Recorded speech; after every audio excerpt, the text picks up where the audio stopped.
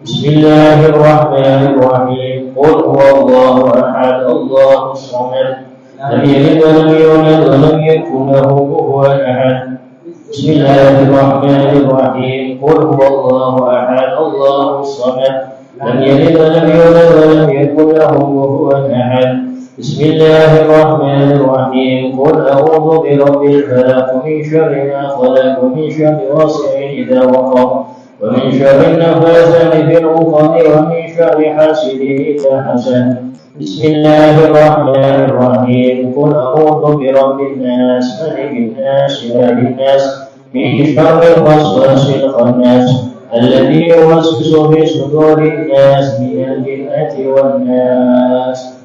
فيا حبيبنا شفينا وقدوتنا محمد صلى الله عليه وسلم وجميع اخوان الانبياء والمرسلين جميع الصحابه والتابعين والتابعين لهم باحسان الى يوم الدين.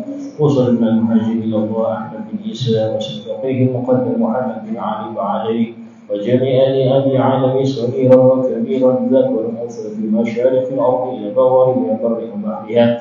وصل الى هنشا وثم الى من حبيب عبد الله بن علي بن محمد الحجاج وشيخ أبي عمر بن عبد العطاس والشعري بن عبد البارس وأن الله يغفر لهم ويرحمهم ويعلي درجاتهم في الجنة ويدعو علينا ببركاتهم وأسرارهم وأنوارهم وعلومهم ونفعتهم في الدين والدنيا الآخرة بسر الفاتحة.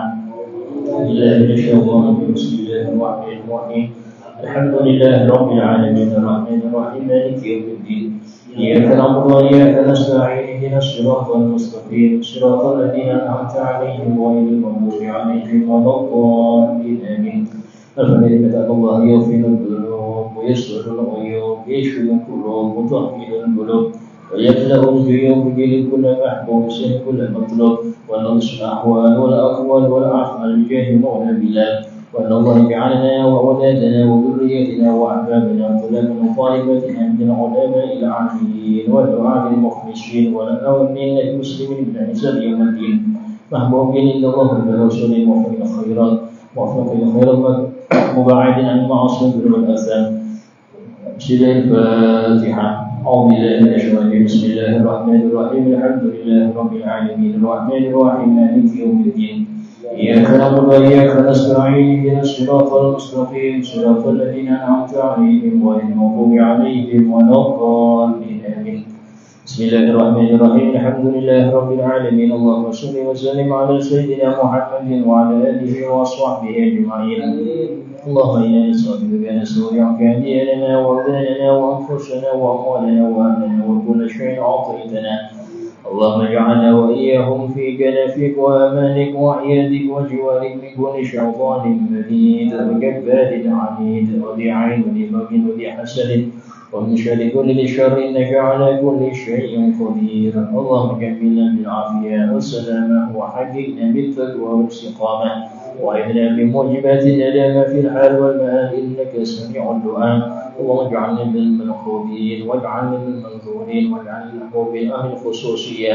ربنا آتنا في الدنيا حسنة وفي الآخرة حسنة وقنا عذاب النار. وصلى الله على سيدنا محمد وعلى آله وصحبه وسلم والحمد لله رب العالمين. السلام عليكم ورحمة الله وبركاته. بسم الله الرحمن الرحيم الحمد لله رب العالمين وبه نستعين على أمور الدنيا والدين. أشهد أن لا إله إلا الله وحده لا شريك له وأشهد أن سيدنا محمدا عبده ورسوله لا نبي بعده. اللهم صل وسلم وبارك وكرم وعظم ومجد على حبيبنا وشفيئنا وقرة أعيننا محمد وعلى آله وصحبه أجمعين. سبحانك لا علم لنا إلا ما علمتنا إنك أنت العليم الحكيم. رب اشرح لي صدري ويسر لي أمري واحلل عقدة من لساني يفقهوا قولي بجاه النبي وآله. قال الله تعالى وقل رب زدني علما. وقال رسول الله صلى الله عليه وسلم طلب العلم فريضة على كل مسلم. وقال الإمام الحبيب عبد الله بن مسلم بن طاهر بعلوي رضي الله عنه ورضي عنا به ورحمه الله ورحمنا به ونفعنا به في الدار آمين. والواجبة القلبية الإيمان بالله وبما جاء عن الله، الإيمان برسول الله وبما جاء عن رسول الله، والتصديق واليقين والإخلاص وهو الأمر بالله، واحذروا الندم على المعاصي والتوكل على الله والمرقبة لله والرضا عن الله وحسن الظن بالله وبخلق الله وتعظيمه شعائر الله والشكر على نعم الله والصبر على آلاء ما أوجب الله والصبر عما حرم الله تعالى وعلى ما ابتلاك الله به والاتقاء. بسم الله الرحمن الرحيم. Wa minal wajibatil qalbiyah, termasuk daripada kewajiban hati, as-sabru ala ada'i ma aujaballah was-sabru amma harramallah wa ala mabtalaka Allah bih. Termasuk daripada kewajiban hati, yaitu sikap hati ketika dia dihadapkan dengan kewajiban dari Allah adalah sabar melakukannya, sabar melaksanakannya. Dan ini memang kalau tidak ada kesabaran maka gampang meninggalkan kewajiban. Wajib sholat, sabar. Wajib zakat, sabar. Kalau nggak sabar nggak mau zakat, ya, nyari capek-capek suruh bagi-bagi. Ini kalau nggak sabar maka nggak bisa mengerjakan ketaatan itu. Sabar puasa, sabar berbakti pada orang tua, sabar berakhlak mulia, itu semua kalau nggak sabar nggak bisa. Paling lama orang kalau dia itu menampakkan sesuatu yang nggak dia sukai, itu nggak bisa lama. Anggaplah depan orang dia bisa untuk sholat ini, tapi nggak lama itu. Kenapa? Karena kesabaran. Masalah seseorang kalau dia itu tidak ada sabar, itu sulit untuk bisa istiqomah. Karena itulah termasuk daripada kewajiban hati ketika dia sabar mengerjakan perintah Allah. Dan perintah Allah ini banyak ya.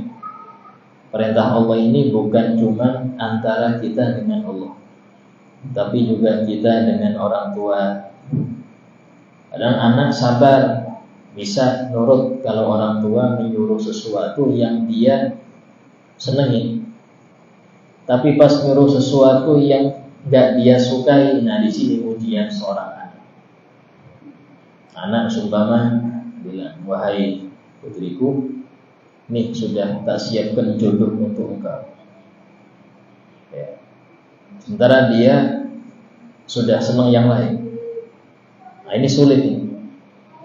Padahal kewajiban adalah patuh pada orang tua. Dan salah dia ketika dia mencintai seseorang yang belum halal baginya, karena dia nggak bisa jaga ini. Jika sudah ini maksiat, maka menuntut maksiat yang lain, ya, sehingga apapun akan diseberangin katanya. Gunung nggak apakah seberangin hanya untuk cinta yang dia sukai.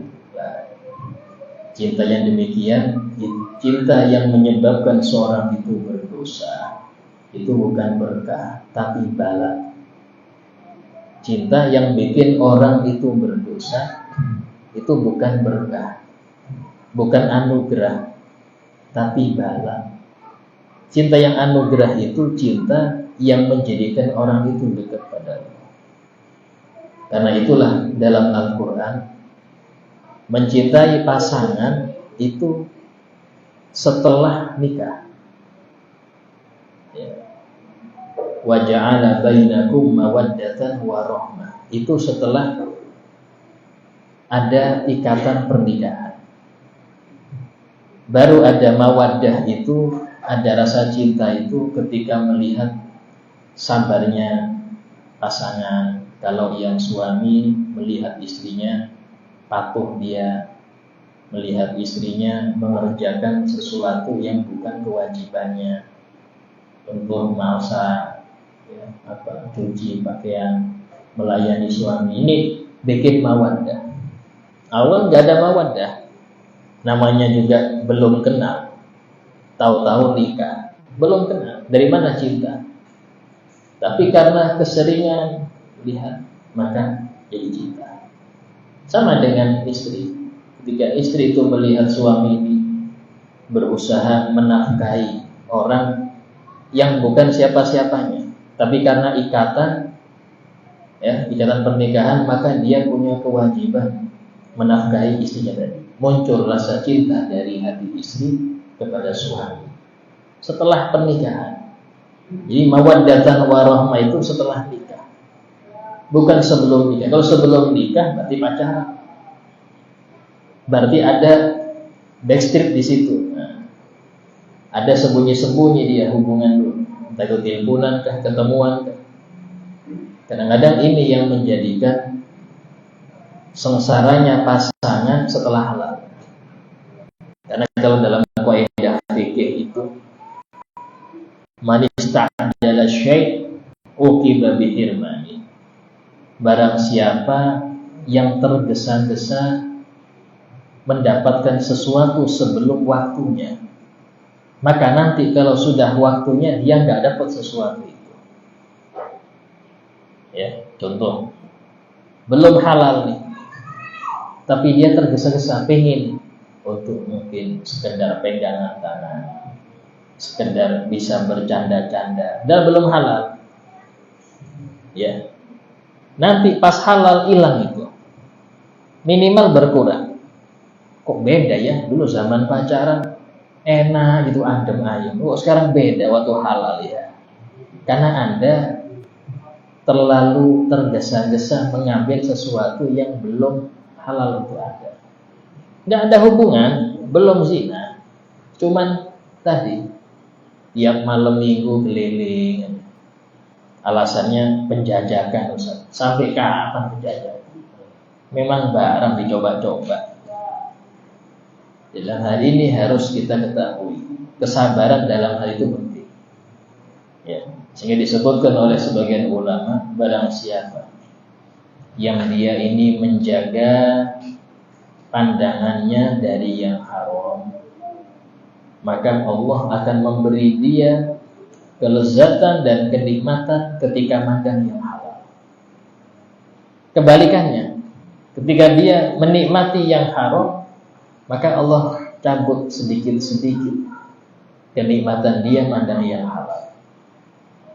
Ini istri saya ini dulu waktu belum halal dipandang itu kayak satu-satunya perempuan ini aja, Ustaz, yang lain gak ada. Habis akad kok beda akhirnya. Loh, ini iparnya lebih cantik lagi. Bahkan tukang foto lebih cantik lagi katanya.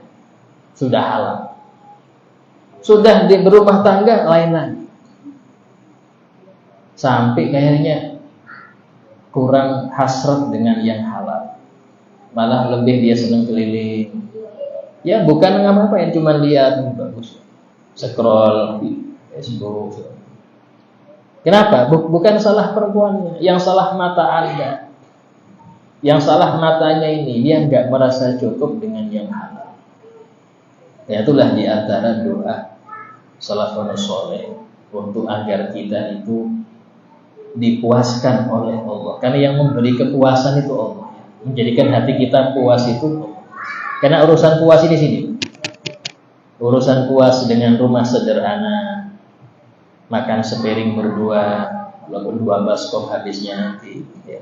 Intinya sepiring berdua. Itu semua urusan sini. Urusan sini. Yang sini itu Allah Ta'ala. Itu disebutkan setiap habis Jumatan. Sampai jangan sampai ketinggalan membaca Allahumma kfini bihalalik an haramik. Ya Allah, cukupkan aku dengan yang halal darimu. Jangan sampai aku butuh ke yang haram. Itu mencakup semua. Penghasilan, pasangan, ya, Yang penting yang halal, saya nggak mau yang haram. Buat aku puas ya Allah dengan yang halal. Cukupkan yang halal sehingga aku nggak melirik yang haram. Kenapa orang kadang-kadang seneng ngambil kesempatan-kesempatan yang haram? Padahal dia sudah cukup gajinya. Cukup gajinya sudah. Cuman ini kalau nggak saya ambil diambil orang, nah, kurang doa dia. Sehingga dia nggak merasa cukup dengan yang halal. Padahal tanggung jawab makan yang haram itu repot ya. Besar ya. Sehingga dalam hal ini minta sama Allah kecukupan Anda dengan yang halal. Pasti Allah akan bikin Anda puas dengan yang halal. Entah itu penghasilan atau apa Anda puas. Bahkan para perempuan-perempuan dulu ya, orang-orang solihah, itu setiap kali suaminya ini pengen pergi bekerja, itu dipesan, wahai suamiku, kami sabar nggak makan daripada engkau kasih dari yang haram. Karena nggak ngerti kerja suami apa, yang penting suami nyari nafkah. Tapi lihat ini perempuan solehah ini, wahai suamiku, kami sabar lapar daripada engkau kasih dari yang haram.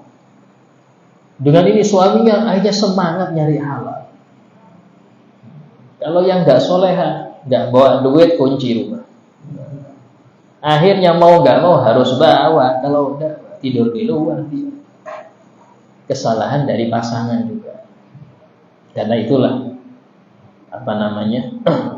pasangan yang mengerti hukum, maka dia akan membantu pasangannya ini untuk menggapai ridho Allah. Karena ini partner ya, kerjasama menggapai ridho Allah. Nah itu perlu sabar. Sabar di dalam didik anak, sabar. Kewajiban Pak ya, didik anak itu kewajiban. Jadi yang bagaimana Ustaz? Mendidik dia pertama yang wajib mengenal Allah, wajib dia ngerti hukum-hukum syariat. Jadi mondokkan anak itu nggak mesti harus jadi ustaz. Ini sebagian orang, nggak usah, saya nggak mau anak saya nanti jadi seterusnya. Nah, nggak jadi, nggak harus. Di pondok itu yang penting dia sudah ngerti kewajiban dia, dan Anda lepas tangan. Di akhirat dia nggak dituntut Anda. Kenapa? Karena Anda nggak bisa ngajari. Ketika Anda taruh di pondok, Anda nggak akan tuntut oleh anak ini. Walaupun semua ini anak nakal habis itu, Anda lepas tangan di akhirat. Karena sudah saya arahkan dengan kewajiban yang sudah dibangun. Ini amanah. Ini dia sudah ngerti fikih, ngerti tauhid, ngerti akhlak, kelas. Mau dia jadi apapun terserah. Kenapa? Dia ada rim dia. Nah, ada rimnya. Gak harus jadi ustaz. Banyak istilahnya pondok gak sampai lulus jadi apapun. Tapi tadi dia ada rim. Ya, minimal untuk kehidupan dia sendiri, dia bisa menjaga dirinya. Nah itu kewajiban ya. Sehingga disebutkan di antara tuntutan anak kepada orang tuanya nanti di akhirat, ketika sang orang tua tadi tidak mengajari yang wajib, dan tidak memberi nafkah yang halal. Karena anak gak ngerti, taunya minta duit dapat. Isi juga sama. Dia dikasih nafkah, nggak ngerti ini kerja apa, ini nggak paham. Walaupun dohirnya kerja halal, tapi nggak tahu di waktu-waktu tertentu. Karena pedagang juga bisa mengurangi timbangan, bisa kena riba, bisa ini. Semua pekerjaan, walaupun dohirnya halal, kalau nggak ngerti syariat Allah di situ, dia akan melakukan perbuatan dosa sementara dia nggak sadar. Dia akan melakukan dosa sementara dia nggak sadar. Ya. Contoh seumpama manipulasi bon kwitansi kosong ya, bon kosong nanti saya isi aja. Nah, ini nggak boleh. Jadi yang awal harganya 5.000 tulis 10.000. Biar cairnya banyak nanti, lumayan. Padahal dia sudah digaji, nggak boleh dia. Ustaz, ini sudah hampir menyeluruh, walaupun satu kota makan kotoran, Anda jangan makan, agar orang sadar ini nggak baik. Jadi sesuatu yang najis nggak bisa jadi suci karena yang mengkonsumsi satu kampung nggak ada. Perbuatan dosa tetap dosa di sisi Allah, walaupun pelakunya seluruh dunia. Ya. Perbuatan taat tetap taat, walaupun nggak ada yang melakukan. Walaupun dicibir pelakunya itu, walaupun tetap taat di sisi Allah, nggak ada perubahan. Ini itu yang harus kita ketahui. Sistem yang berlaku di dunia ini sistem Allah. Walan tajida li sunnatillahi tabdila. Dan engkau tidak akan mendapatkan sunnatullah itu berubah. Tidak akan engkau dapatkan sunnatullah itu berubah, tidak mungkin. Kenapa? Dari dulu sudah gitu. Walaupun sedikit pelakunya, pelaku kebaikan, tetap itu kebaikan. Ya. Contoh zaman sekarang ya, itu hampir-hampir orang-orang yang menegakkan nahi mungkar itu dianggap nggak baik. Wah, ini terlalu keras. Masing-masing lah, tanggung jawab masing-masing. Yang dia kayak Tuhan aja ngatur-ngatur dosa. Yang tahu dosa itu Allah. Nah ini repot. Yang seperti ini ngebosin para orang-orang yang menegakkan nahi mungkar. Sehingga yang menegakkan nahi mungkar hanya merasa risihnya apa ya, mau negor ini nanti saya dikira inilah macam-macam. Dan ini pernah Nabi sampaikan. Nabi pernah menyampaikan kepada seorang sahabat, bagaimana pendapat engkau, kata Nabi, ketika seorang orang itu meninggalkan amar ma'ruf dan meninggalkan nahi mungkar. Kata sahabat itu, ya Rasulullah, apakah itu akan terjadi?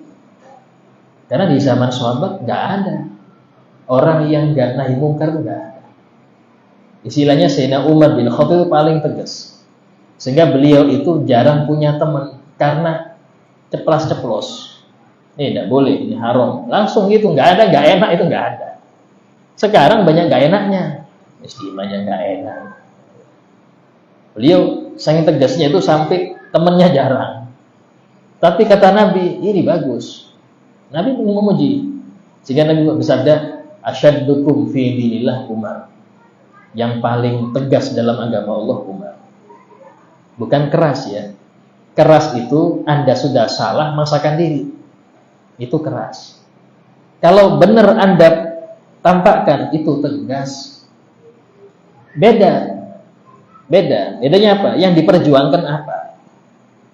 Sama-sama keras, tapi yang diperjuangkan apa? Kalau yang diperjuangkan benar, itu tegas, bukan keras. Ya. Tapi orang yang nggak ngerti, nganggap sama. Sehingga kata Nabi, yang lebih parah itu akan terjadi. Apa itu? Ketika orang menganggap yang ma'ruf itu mungkar, yang mungkar itu ma'ruf. Yang buruk dianggap baik. Karena apa? Sudah tradisi. Ini kalau acara maben nggak ada jogetnya, nggak baik. Kurang etis. Saya pernah waktu itu, ya, ada orang baik ini. Saya bilang orang baik karena sering pengajian. Dia bikin acara anaknya, ada elektronnya. Ya. Tapi saya sudah bilang kalau Anda saya jangan Anda dulu. Katanya kenapa? Apa harus ada ini? Iya Ustaz, kalau nggak ada yang hadir, innalillah. Kalau nggak ada ini, Ustaz yang hadir nggak ada. Kalau cuman maulid habsyi aja nggak ada yang hadir. Atau rebahnya ya Rabbi Saudara Muhammad nggak ada yang hadir. Kalau ada ini nah rame itu. Nah, bila sampai saya agak jengkel, sampai jangan suudzon pada muslimin. Anda kira orang Muslim itu senang maksiat? Memang itu kenyataannya katanya. Nah, itu sudah ya zaman. Bahkan yang kata Nabi lebih parah lagi akan terjadi. Apa itu? Ketika orang menyuruh kemungkaran dan mencegah kebaikan. Kalau sudah terjadi seperti itu, kata Nabi, kalau sudah seperti itu, wis jaga diri masing-masing. Anda sendiri, keluarga sendiri, dan orang-orang yang mau nurut Anda itu dijaga. Gak bisa ngajak yang lain, gak bisa. Itu sudah berarti zaman dekat-dekat hari kiamat. Ini zaman ini sudah.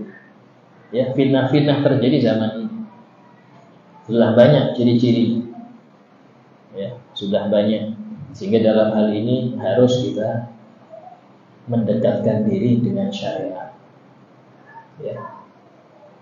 Dengan syariat Anda bisa berpegang teguh dengan hablullah al-matin, itu tali Allah yang kuat. Berpegang teguh dengan itu, tidak akan melenceng. Itu tadi sabar akan melaksanakan kewajiban dari Allah. Istri sabar ketika dia diwajibkan untuk patuh pada suami. Suami sabar ketika dia diwajibkan untuk mendidik istrinya. Anak sabar ketika dia wajib berbakti pada orang tua. Orang tua sabar atas anak yang model gini-gini, kan dia kewajiban didik dia. Semuanya perlu sabar. Kadang-kadang yang orang tua ngeluhkan anak, yang anak datang ngeluhkan orang tuanya. Ya karena masing-masing ujian. Kita hidup itu, ya itu diuji oleh sekitar. Cuman kalau saya bilang, jangan nganggap ujian, anggap ladang pahala. Anggap ladang pahala. Kalau ujian, Anda seakan-akan terbebani. Waduh, banyak ujian. Ini anak ujian, suami ujian juga. Ya, anggap ladang pahala. Dengan adanya mereka, Anda bisa mendapat pahala besar. Karena itulah Nabi pernah bersabda, miskin, rajulun la zaujata. Kasihan laki yang enggak punya istri. Bilang miskinah, kasihan imratun la zaujalah. Perempuan yang gak ada suaminya. Kenapa dibilang kasihan? Karena dia gak ada ladang pahala yang besar. Ada seorang wali, Syekh Abdurrahman Bajal Habad, yang beliau itu dapat makom tinggi bukan karena banyak ibadah, punya istri ngomel terus, sabar akhirnya dapat ini. Siti Asiyah binti Muzahim, siapa suaminya? Fir'aun. Menjadi 4 perempuan paling unggul di surga. Pimpinan perempuan di surga itu 4. Di antaranya Siti Asiyah binti Muzahim. Apa ibadahnya? Sabar dengan suaminya model Fir'aun itu. Coba, suami model Fir'aun beliau sabar. Kenapa tinggi? Jadi contohnya banyak. Anda ingin jadi istri yang baik, bahkan ada seorang perempuan dengan Rasulullah, ya Rasulullah, laki-laki ini enak, mereka sholat bisa, jihad kita nggak bisa jihad, mereka bisa sodako, mereka ini kita nggak bisa. Kata Nabi, beritahu kepada semua perempuan yang engkau temui bahwasanya mereka benar-benar ya melayani suaminya, benar-benar mencari ridho suaminya, itu sama dengan jihad fisabilillah. Kayak jihad fisabilillah. Artinya apa? Cari ridhonya. Cari ridhonya ini berat. Ya, kalau mudah ya surga penuh. Ini berat. Ada perempuan gampang sholat tahajud, gampang hafal Quran, hatam Quran seminggu sekali, bisa. Tapi urusan patuh sulit. Urusan patuh sulit. Sehingga dalam hal ini ibadah paling berat untuk perempuan itu adalah ketika dia berbakti pada suaminya.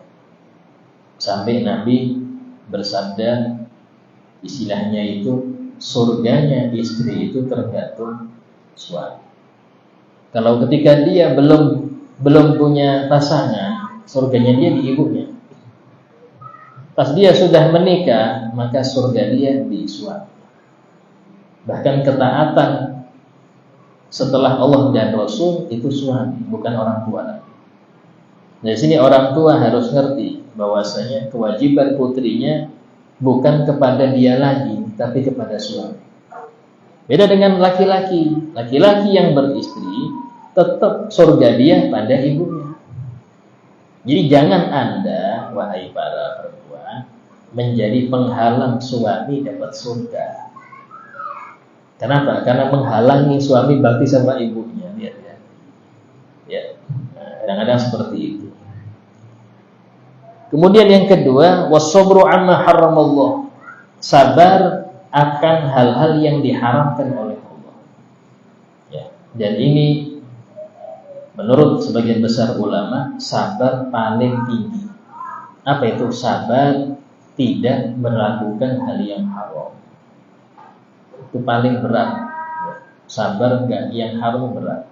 Sabar enggak lihat sesuatu yang haram, enggak dengar yang haram, enggak ngomong yang haram.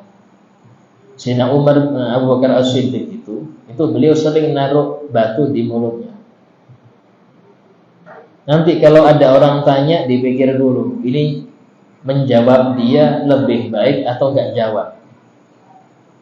Kalau dibilang, kalau beliau pokoknya baik jawab, itu cari yang paling singkat padat.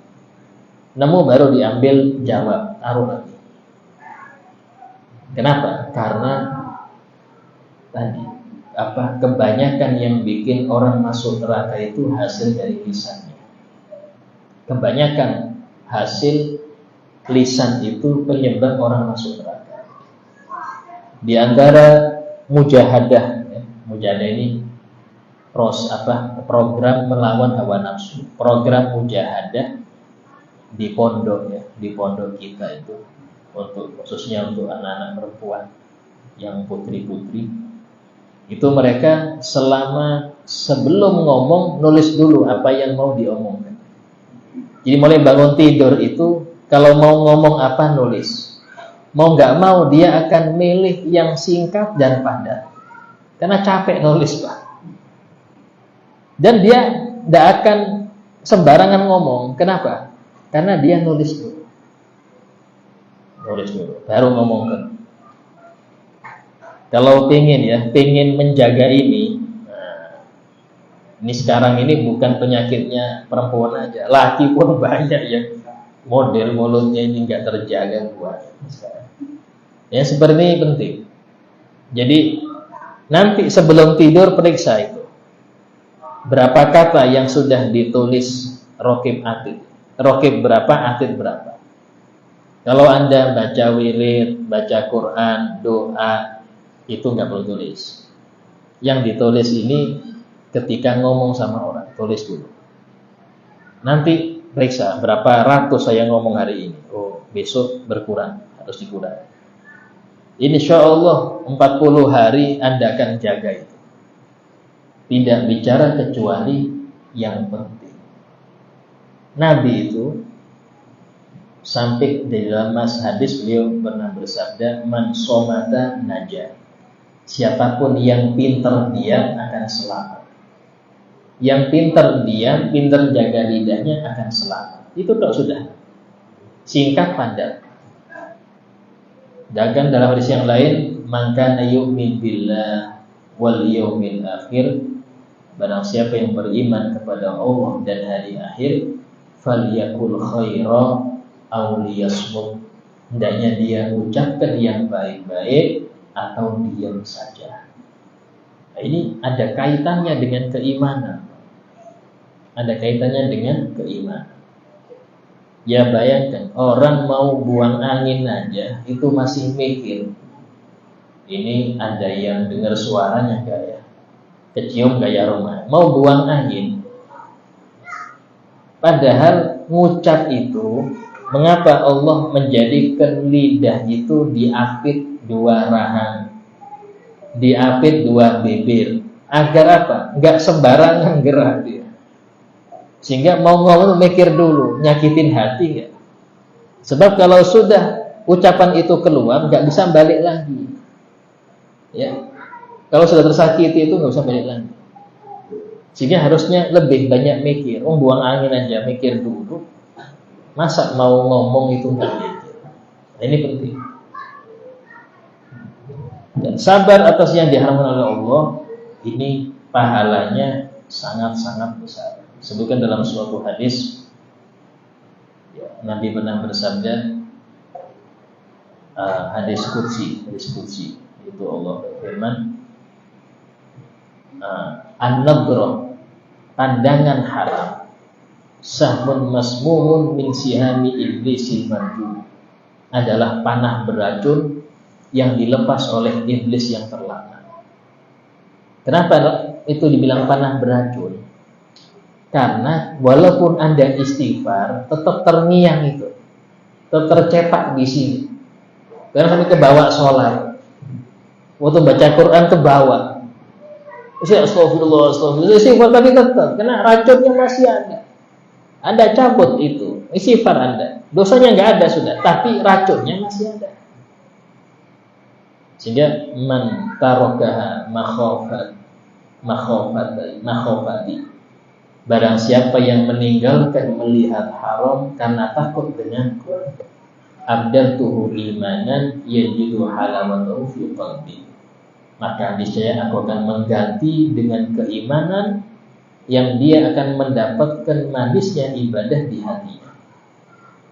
Orang yang dia berusaha meninggalkan melihat haram, maka Allah akan ciptakan di hatinya itu rasa lezat waktu ibadah, baca Quran kan, waktu dia sholat kan, waktu dia zikir itu ada kelezatan.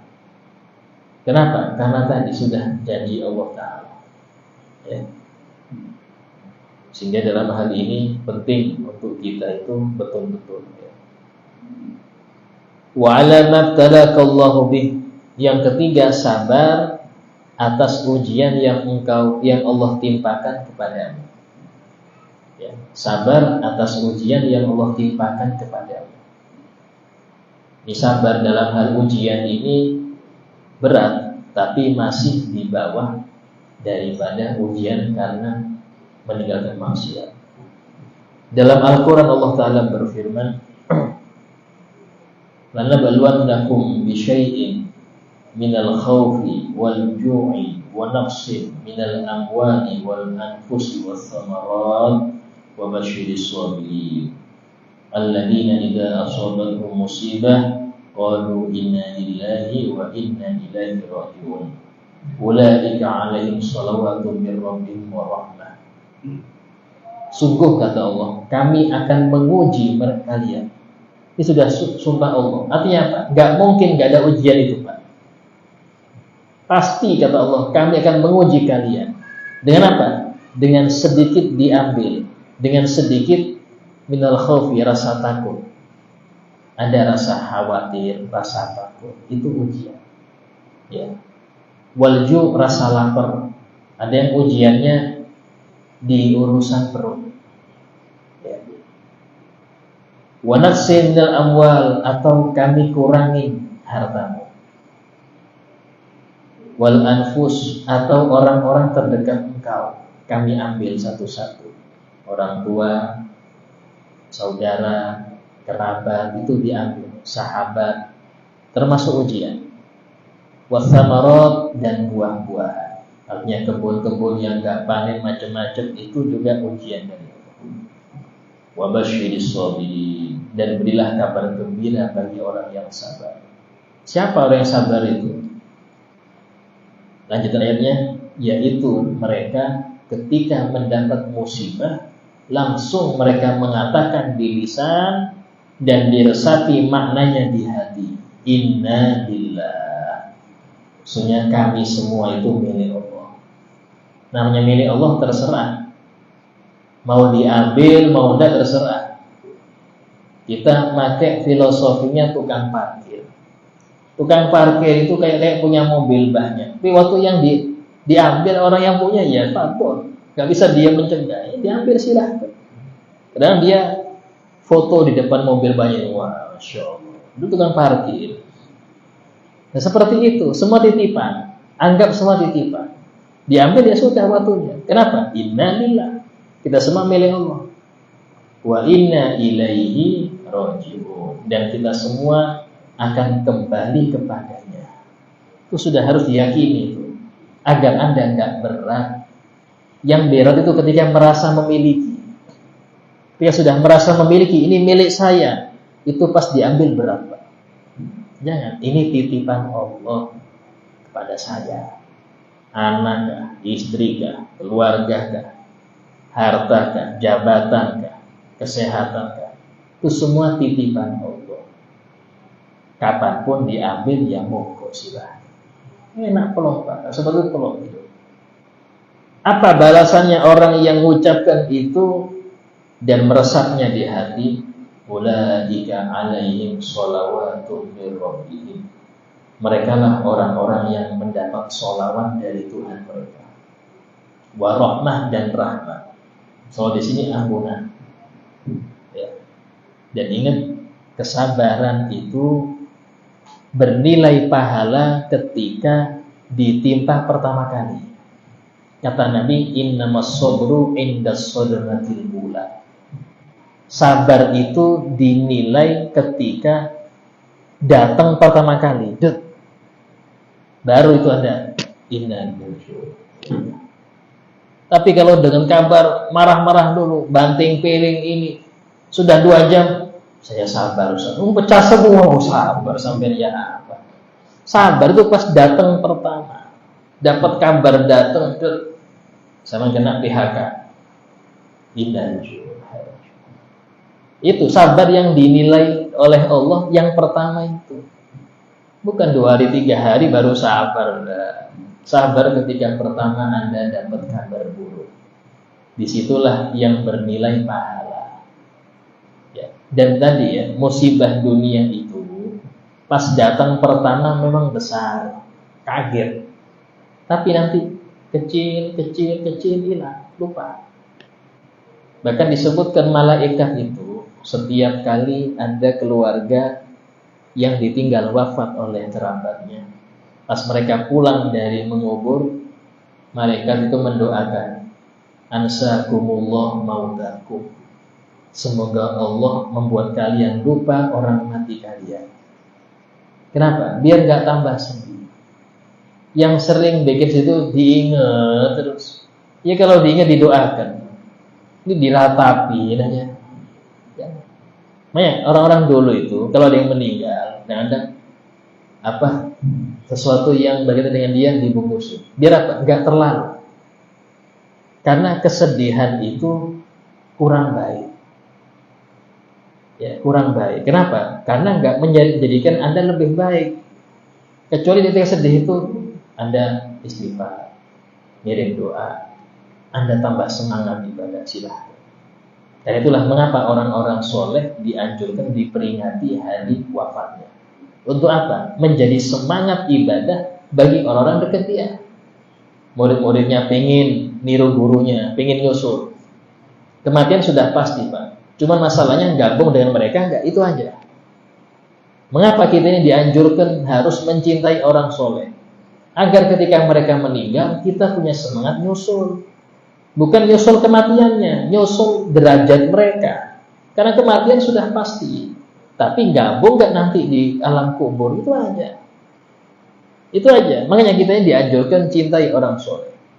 Sehingga ketika mereka wafat, kita ini pengen kumpul lagi. Namanya pengen kumpul lagi, ya harus minimal sama-sama ahli surga minimal. Sehingga dia berusaha kuat, jangan sampai beda tempat di akhirat. Itu. Tapi kalau yang diidolakan artis, kumpul di neraka pada ini artis kafir lagi yang diidolakan. Hati-hati. Ya. Sehingga dalam hal ini cinta itu pengaruh. Mencintai orang baik akan memberi pengaruh positif. Cintai orang yang jahat, ya pengaruhnya negatif.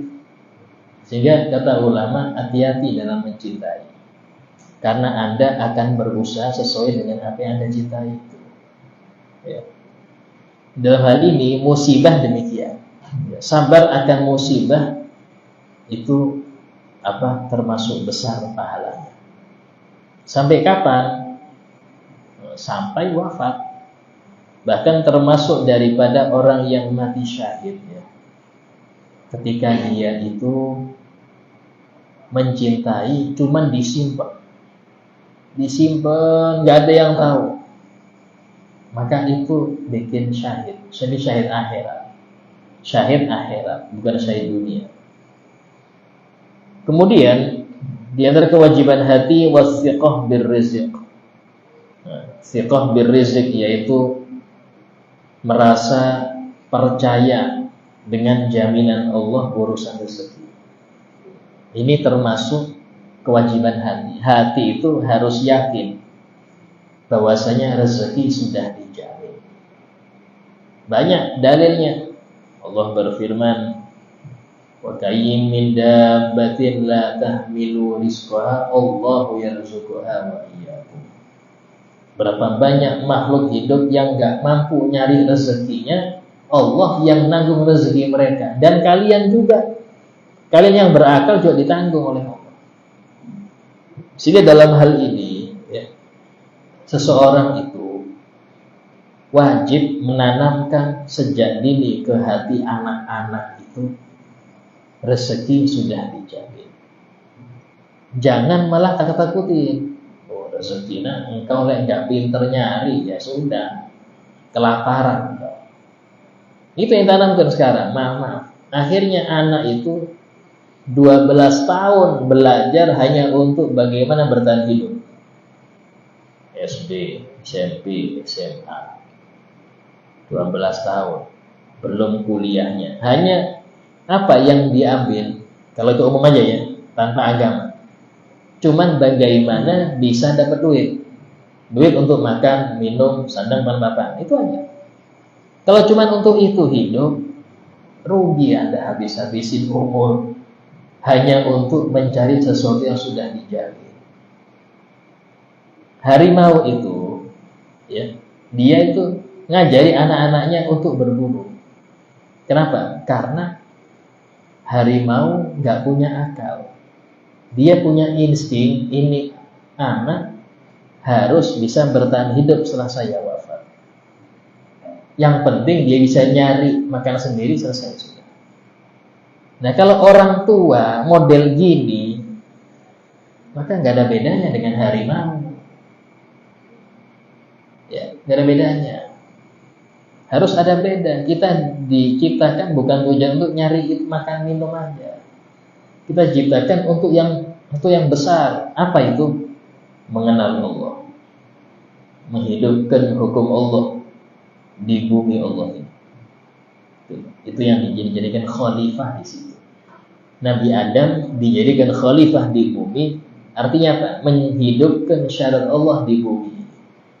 Dan semua kita ini khalifah untuk diri masing-masing. Karena masing-masing kita ini punya kewajiban menghidupkan syariat Allah. Minimal untuk diri kita pribadi. Minimal. Sehingga dalam hal ini kewajiban yang terbesar untuk kita ini sudah. Cuman banyak yang nggak paham. Karena itulah dalam Al-Quran Allah berfirman, "Wa ma khalaqtul jinna wal insa illa liya'budun." Kecuali hanya untuk ibadah. Adapun makan, pakaian, tempat itu sebagai sarana agar kita bisa konsentrasi ibadah. Ya, karena kita ini ada jasad butuh makan, butuh nikah, yaitu dari sini jasad diturutin kemauannya. Tapi bukan jasad ini yang dicari. Yang dicari ini roh ini. Manusia itu dianggap manusia karena rohnya, bukan karena jasadnya. Anda dianggap manusia karena roh Anda, bukan jasad Anda. Sehingga dalam hal ini memberi asupan roh itu apa? Ilmu agama. Zikir, mengenal Allah, itu asupannya rohani di situ. yang mana banyak orang nggak ngerti. Sehingga seseorang itu kalau dia yakin rezeki itu sudah ditanggung sesuai dengan apa yang Allah sampaikan dalam Al-Quran.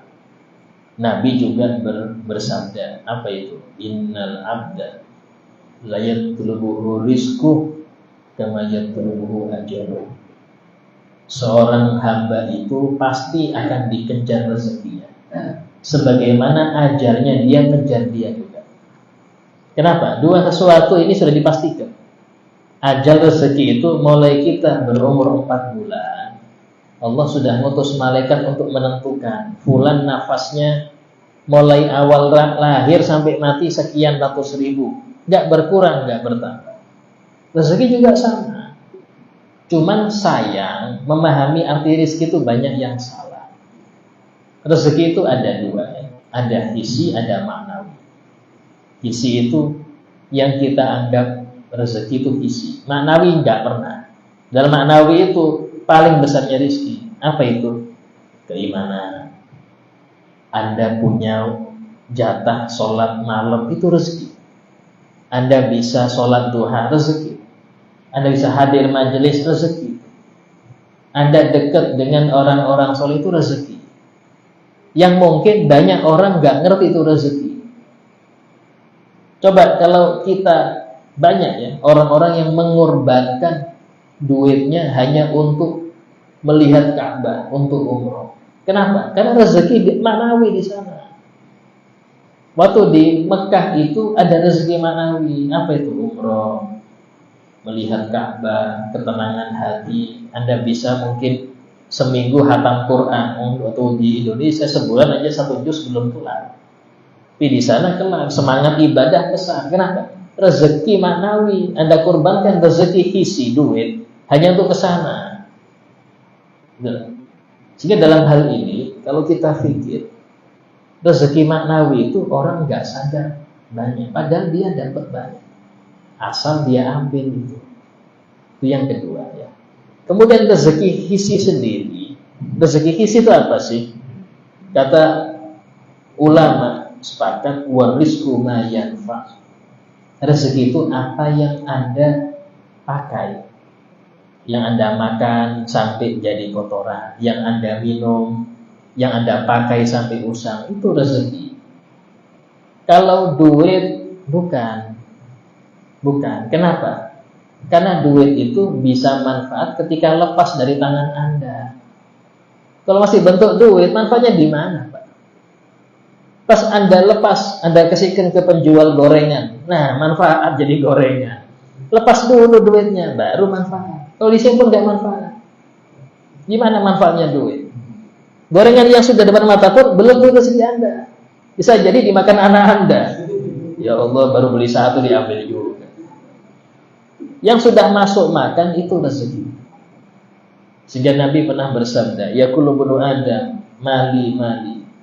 Manusia itu mengatakan, ini hartaku. Wa ma malu, mana hartamu itu?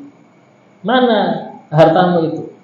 Wa ma maluka illa ma akalta fa'afnid. Hartamu itu, rezekimu itu yang engkau makan sampai habis. Wa ma labista fa'ablin, yang engkau pakai sampai jadi usang. Wa ma tasaddaqta fa'buqain, dan yang engkau sedekahkan dan itu yang kekal. Jadi sedekah itu rezeki juga, tapi rezeki akhirat, bukan di sini. Ya, Anda yang sedekahkan itu rezeki akhirat, fa'buqain. Wa ma siwa dzalik, selain itu, selain makanan, selain pakaian, kendaraan, tempat tinggal, selain itu, fadahibun, ada kalanya dia hilang, kecuri, ketipu orang, kena penyakit parah, habis duit, itu kan namanya hilang. Autarikun linas, atau engkau tinggalkan untuk orang lain. Siapa? Ahli waris. Maksud kalau dibilang orang lain oleh Rasulullah, iya, karena jarang ahli waris ingat yang meninggal. Jarang ahli waris ingat yang meninggal. Kalau dia ingat, pasti dia akan ingin kebahagiaan yang meninggal ini. Ayo sepertiga kita jariahkan untuk yang meninggal. Jarang, Pak. Yang ada utang itu nggak dibayar sama ahli waris. Maaf, ada terjadi itu. Ya, dia di Malang, saya sebutkan kotanya, di Malang. Ya, punya warisan ratusan miliar, istri dan 3 anak, dibagi beres. Tahu-tahu yang bagian inventaris itu namanya, notarisnya itu baru bilang, maaf, ini bapaknya ada utang 200 juta. Kata istrinya, tagih ke kubur. Coba, yang anaknya tagih ke bapak saya itu, ngapain saya bayarin? Itu loh, kalau anaknya diajari agama. Bahkan zaman sekarang ini sudah jadi tren, kalau orang tua nggak ninggalkan warisan, dicaci maki sama anak istri. Jadi tren zaman sekarang. Kenapa? Karena dianggap ini anak ayah nggak berguna. Kenapa? Ilmu agama nggak ditanamkan kan? Kalau ditanamkan, nggak akan ribut urusan itu, Pak. Nggak akan ribut. Ya. Ini penting zaman sekarang ini seperti itu. Sehingga dalam hal ini kata Nabi, pikirkan diri engkau, karena nanti Anda meninggal nggak ada yang mikirkan engkau lagi. Maksudnya di sini sekarang anak yang punya harta, pikirkan untuk diri engkau. Karena kalau sudah meninggal, masing-masing ngambil jatah engkau. Engkau yang dihisab, mereka menikmati. Iya, kalau mereka pakai untuk ketaatan, Anda dapat pahala. Kalau untuk maksiat, ngirim dosa. Ada seorang soleh itu, sebelum meninggal dia punya rumah dirubuhkan. Kenapa? Takut dipakai maksiat oleh anak-anak saya, mending saya rubuhkan. Selesai, biar bangun sendiri. Dan seperti itu. Kenapa? Karena ngerti peninggalan ini tergantung yang memakainya. Gak semua orang tua meninggalkan harta berbalik positif kepada orang tuanya. Tergantung anaknya pakai untuk apa. Di sini harus kita pikirkan bahwasanya Nabi itu mengatakan, kalau engkau nggak menggunakan untuk diri pribadi atau untuk akhiratmu, antara dua itu hilang atau diambil orang lain. Siapa itu? Ahli waris. Tapi nggak bilang keluargamu, orang lain. Kenapa? Karena banyak nggak ingat. Rata-rata banyak nggak ingat. Sehingga dalam ini harus kita ini tanamkan ilmu agama sejak dini dan buat mereka lebih cinta akhirat daripada dunia. Buat mereka ini yakin rezeki itu dijamin, sehingga mereka ketika bekerja lebih mendekat kepada sang pemberi rizki daripada perantara rizki. Siapa itu? Bos-bos pengelola rizki. Kadang anak orang yang kurang ngerti masalah rizki, dia mendekati orang-orang yang kaya, padahal mereka cuma perantara, yang rizki Allah. Bahkan rela untuk bermaksiat pada Allah demi biar dekat dengan perantara rizki. Ini harus kita yakinkan. Ya. Wattihamun nafsi. InsyaAllah kita lanjutkan daripada kajian kita tentang kewajiban hati itu yang akan datang. Sebagai paripurna majelis, ada yang mau bertanya, silakan ditanyakan.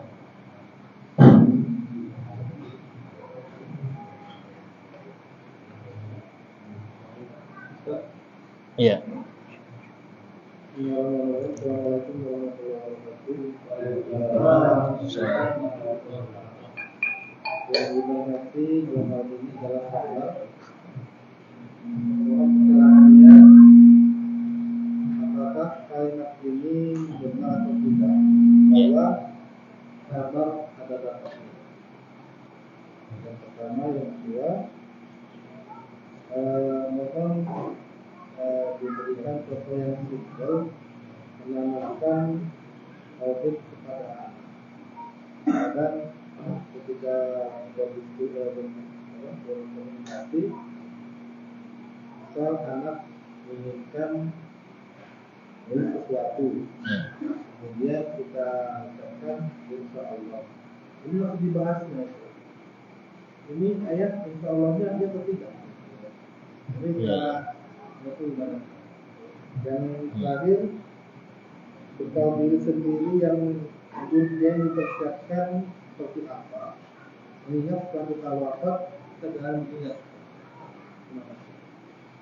Iya. Ucapan sabar ada batasnya. Itu bisa benar, bisa enggak ya. Tergantung. Benar dalam hal sabar itu ketika yang diuji atau yang diganggu diri pribadi, sabar. Tapi kalau yang diganggu agama, nah nggak boleh sabar. Yang diganggu, yang dicaci syariat, itu nggak boleh sabar. Harus kita bertindak, tapi dengan ma'ruf, bukan dengan mungkar. Sifat Nabi Muhammad SAW, orang yang paling sabar. Disebutkan dalam kitab Ghibah, in udiya ya'fu wa la yu'aqib. Nah, itu kalau diganggu, mari memaafkan, enggak balas. Wa in khusima yasmut wa la yujab. Kalau beliau diejek, dicaci, beliau diam, enggak jawab. Tapi wa idza duya haqqullah, kalau sudah disepelekan hak Allah, ya syariat dicaci, Allah dicaci. Lam yakum ahadun bighadabi. Enggak ada seorang sahabat pun yang bisa mendiamkan marahnya Nabi.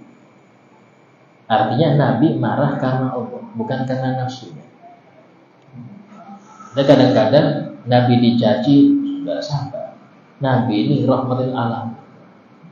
Pas mobilnya keserempet aja, ngomel-ngomel. Urusan Nabi dicaci sabar. Nabi itu penyabar, nggak usah marah-marah. Santai. Ini orang nggak beres. Berarti dia nggak peduli agama. Dia nggak peduli agamanya. Yang dia pedulikan harta dia. Ada satu sisi yang kurang pas. Dari satu sisi, ya itulah Pak. Ya maksudnya kalau saya bertahan, maksudnya kalau saya kuat ya saya sabar, nggak kuat ya saya lawan. Itu kurang baik. Namanya sabar itu, ya, selama itu urusan hal-hal yang nggak berkaitan dengan agama harus sabar. Ustaz, nggak kuat saya Ustaz. La yukallifullahu nafsan usaha. Allah nggak mungkin menguji seseorang kecuali Allah tahu dia mampu. Jadi salah. Ada orang, Ustaz saya diuji dengan sesuatu yang saya nggak bisa, bukan nggak bisa, Anda kurang sabar.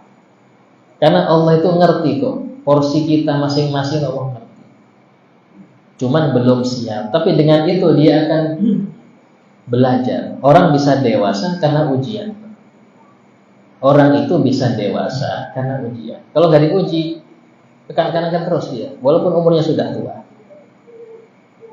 Orang bisa dewasa karena diuji. Jadi ingat, ujian itu ada bukan dihindari, tapi dihadapi. Sejauh apapun Anda lari menjauhi ujian, dia akan datang di depan Anda. Jadi bukan dihindari, hadapi itu. Dan ingat bahwasanya ujian itu nggak ada yang lama. Disebutkan Imam Syafi'i beliau mengatakan, da'il ayyam taf'alu ma tasya'u wa tin nafsan idza hakamal qadar. Ya, tinggalkanlah, biarkanlah hari-hari itu melakukan apa yang dia mau, biarkan. Diamkan aja, jangan digubris. Ya.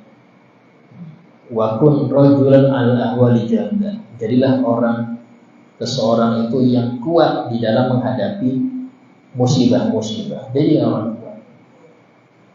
Kenapa? Karena tadi walaysa li hawadithid dunya baqa'u. Karena tidak ada ujian dunia ini yang kekal, itu enggak ada. Pasti ada waktunya. Kalau bahasa kita itu badai pasti berlalu. Itu bahasa kita, badai pasti berlalu. Itu pasti. Tidak mungkin terus. Ya.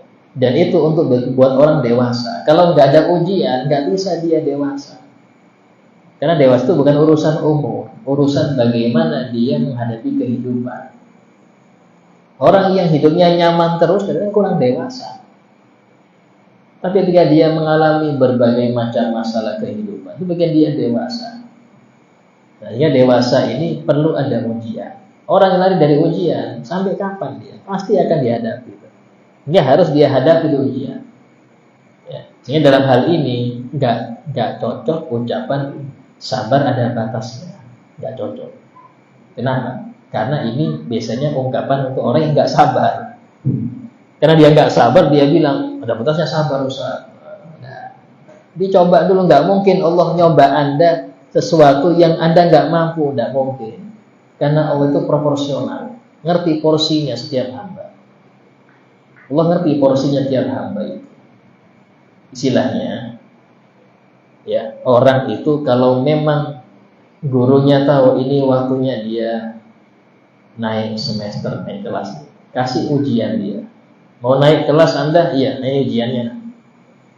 Oh, belum siap Pak, ya sudah, ujiannya kapan kau siap? Ujian itu ketika Allah ingin menaikkan derajat seseorang. Kalau nggak ada ujian, kapan naiknya? Harus ada ujian dulu, baru dia naik kelas. Naik kelas ini artinya itu tambah dekat kedudukannya dengan Allah Subhanahu Wa Taala. Harus ada ujian, nggak bisa. Terus yang kedua, bagaimana mengajarkan tauhid pada anak-anak. Pertama, kenalkan mereka pada Allah. Jadi setiap kita kemanapun dan dimanapun, contoh, ini siapa yang menciptakan pohon ini? Allah. Tanamkan itu. Yang dengan rumah ini siapa? Allah. Semua tanamkan itu. Sampai anak itu di mindsetnya, semua ini Allah yang kita. Ini makanan dari siapa? Allah. Semua tanam itu di hati mereka, sehingga mereka tidak lagi mengenal perantara, yang mengenal Allah. Bahkan Al-Habib Abdullah bin Husain bin Thahir dan saudaranya, ini yang mengarang kitab ini, ya Abdullah bin Husain bin Thahir, dan kakak beliau Thahir bin Husain bin Thahir. Itu beliau punya ayah Habib Husain bin Thahir ini orangnya senang safar karena cari nafkah, senang bepergian untuk nyari nafkah. Sehingga untuk menitipkan kedua ini dititipkan pada saudarinya. Seorang, masya Allah, saudarinya ini seorang yang sholihah, ya, bibiknya, saudarinya, ayahnya. Ini kata ulama, beliau itu sudah lengkap syarat-syarat jadi mufti. Cuma bedanya ini perempuan aja. Coba lagi jadi mufti, saking alimnya. Itu beliau. Ya, ketika bercerita, bibi saya itu setiap saya minta sesuatu, tahu masuk bilik situ ada bilik, masuk ke sholat hajat minta sama Allah. Ini saja. Ini di belakang dikasih. Nah itu ada. Di tanah situ. Mulai umur 4 tahun. Dia kali minta sesuatu, sholat dulu, sholat hajat, minta sama Allah. Nanti bibiknya naruh di belakangnya. Pernah waktu itu salah satu, nggak tahu Habib Abdullah atau kakaknya, ngomong ucapan yang nggak baik. Oh ini ada kotoran nih di mulutnya, di sisi wakil, sampai keluar darah. Nah itu najisnya keluar, sehingga nggak mau ngomong kotor lagi. Didikan, bahkan sampai beliau kan nggak bisa keluar rumah perempuan, tapi beliau nyewa orang untuk ngikutin tapi sembunyi. Kemanapun anak ini datang, mau ke sekolah, mau ke guru siapa, kawal terus. Tapi jangan sampai ketahuan. Sampai-sampai yang ngawal itu jadi ahli, gara-gara sering ngawal. Yang mematahi itu sampai jadi ahli, bayangkan. Tapi dibayar sama bibiknya itu. Coba. Nah ini didikan Pak, dari kecil. Ya. Ini bagaimana? Syekh Ali Al-Habsyi, dia itu pernah cerita. Aku waktu ikut abahku Habib Ali bin Muhammad bin Husain, benar-benar jadi mufti di Mekah. Muhammad bin Husain ini mufti di Mekah. Waktu sang istri hamil, ya karena disuruh gurunya jadi di Mekah, beliau pindah ke Mekah. Ya Ali Hasyim itu mulai kecil nggak pernah ketemu abahnya. Sudah agak besar, abahnya nyuruh ikut aku setahun lah ke Mekah. Di Mekah itu Abi Haji, anak tidak pernah boleh keluar rumah kecuali Jumatan. Kecuali Jumatan. Baru itu pun sama abahku diantar. Padahal sholat di Masjidil Haram itu besar, sempat terlintas di hati. Maka ayahku bilang, ya Adi, nggak cuma di Masjidil Haram, Mekah semua itu pahalanya sama 100.000. Dan aku ngelarang engkau keluar walaupun untuk ke masjid. Kenapa? Karena antara rumah ke masjid ini banyak macam-macam yang engkau dengar, yang engkau lihat. Aku khawatir merusak hatimu. Coba itu. Saya kalau cerita kayak gini malu juga, karena kita didik anak nggak seperti itu. Cuman minimal Anda tahu seperti ini didikan salah. Sampai Habib Muhammad bin Shalih Al-Attas, beliau itu waktu gurunya wafat, sebelum gurunya wafat, disuruh belajar sama Abdullah bin Sintoy. Sampai Abdullah akhir jarak engkau ke rumah anak jauh, ini aja engkau baca kitab Ihya halaman sekian. Setelah itu datang ke guru, ini apa ini? Ghibah, hasud, ini apa? Gak pernah saya dengar ini. Kata beliau, Masya Allah, itulah ayahmu gak pernah ngajari engkau model gini, gak pernah tahu. Dia waktu lihat ada hasud itu bingung. Ini kok ada manusia kayak gini, kok ada? Saking gak pernahnya di rumah itu kedengaran orang ghibah atau hasud, gak ada. Gak dikenalkan masalah itu. Itu loh mereka didikannya. Sehingga wajar mereka itu sebelum tumbuh kumis sudah ngerti hati orang. Rata-rata ya, para salafun saleh itu sebelum tumbuh kumisnya sudah bisa kasyaf, bisa ngerti. Kau gini ya, nggak gini ya, bisa ngerti. Allah, kita sudah berjenggot tetap aja model ini. Kayak apa?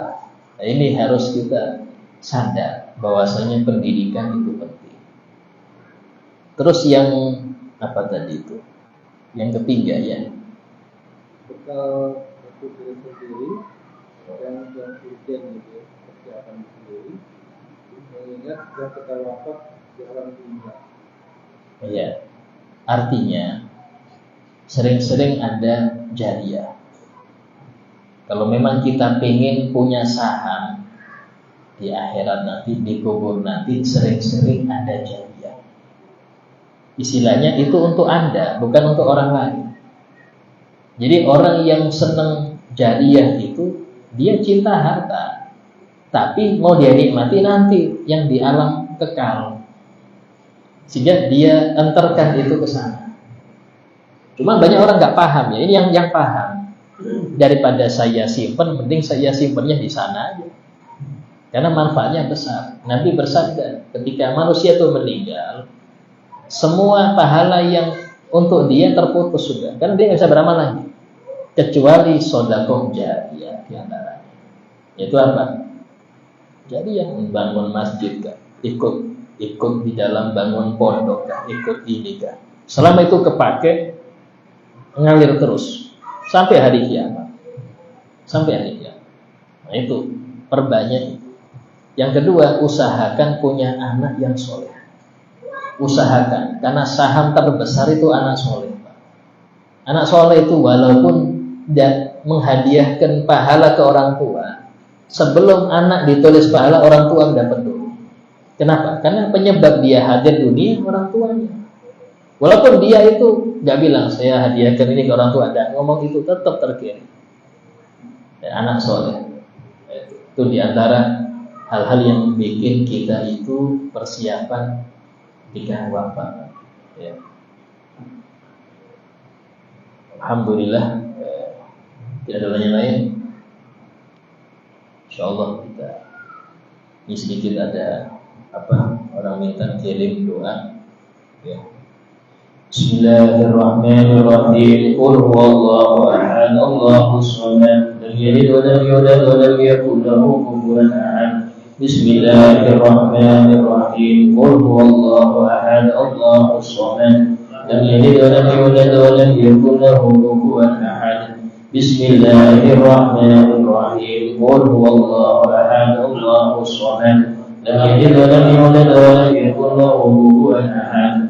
La ilaha illallah wallahu akbar. Bismillahirrahmanirrahim. Qul a'udzu birabbil falaq min syarri ma khalaq wa min syarri ghasiqin idza waqab wa ومن شر النفاثات في العقد ومن شر حاسد إذا حسد. لا إله إلا الله والله أكبر. بسم الله الرحمن الرحيم.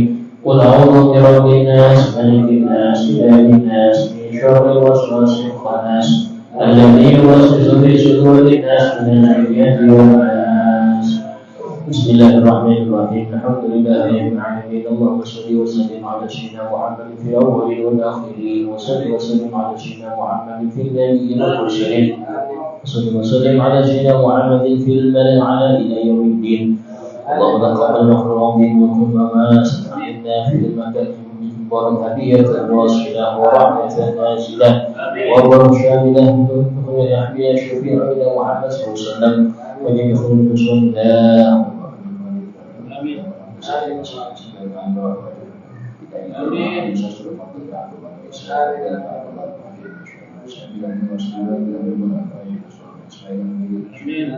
ودخلها له من النار فجنه من النار وسترا له من النار ونجاة له من النار.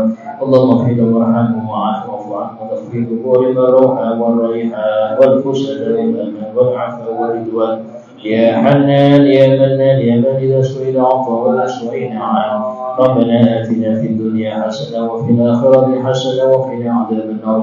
وصلى الله على سيدنا محمد وعلى آله وصحبه وسلم والحمد لله رب العالمين. تقبل الله منكم. السلام عليكم ورحمة الله وبركاته.